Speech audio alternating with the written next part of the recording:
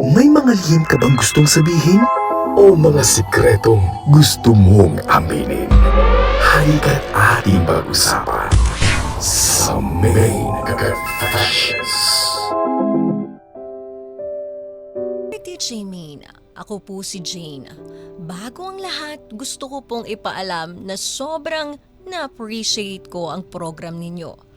Bihira ang ganitong programa na nagpapakita ng katotohanan at possibilities tungkol sa mga possible health-related sexual problems.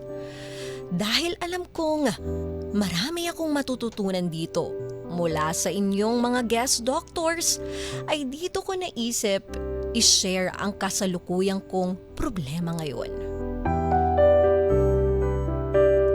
Isang taon ko ng karelasyon si Aaron. Masaya naman ang aming pagsasama. Minsan ay napag-uusapan na rin namin ang pagpapakasal. Gusto ko rin naman siyang makasama habang buhay dahil likas sa kanya ang magpakita ng pagmamahal sa akin. Madalas niya akong binibigyan ng bulaklak at ng mga regalo. He would always shower me with love from material things. Thankful naman ako sa ginagawa niyang ito. Pero minsan, napapaisip ako. Ganito lang ba ang kaya niyang gawin para sa akin? Bilang babae ay meron din akong sexual needs. And it is the only thing na hirap siyang i-fulfill. Mahigit 1 linggo na simula nang mag-away kami ni Aaron.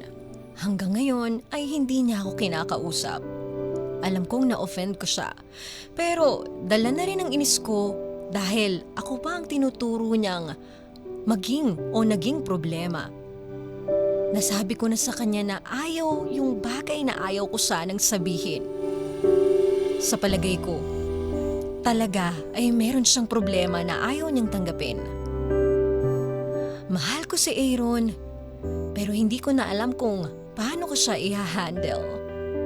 Hindi ko alam kung paano ko ipapaintindi sa kanya ang isang bagay na kahit ako mismo ay hindi ko naiintindihan. Alam kong for us to know what's wrong is going on, he needs to see a doctor. Pero paano ngayong ayaw niya? Feeling ko napaka-selfish niya. Willing naman akong intindihin ang nararanasan niya at tulungan siya sa anumang pwede kong maitulong dahil nga mahal ko naman siya. Pero nagmamatigas siya hanggang ngayon. DJ Main, dapat ko na ba siyang iwan?